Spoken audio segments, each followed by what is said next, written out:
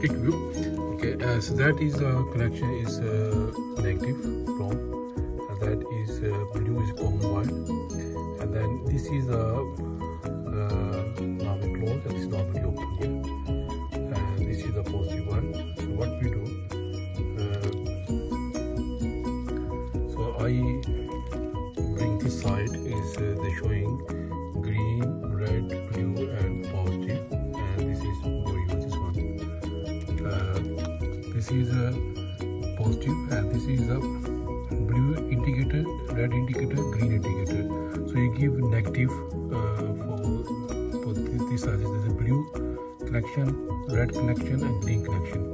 So what I do, when the lock is open, I give normally open here, the green light is on, and then we use normally close when door is normal, then the common and normally close is connect, then is LED negative power coming from here, then I give negative to here, then red light is on.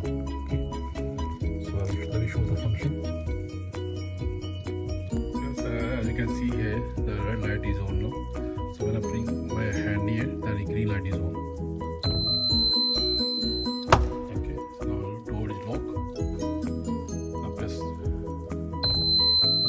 Okay, that's it.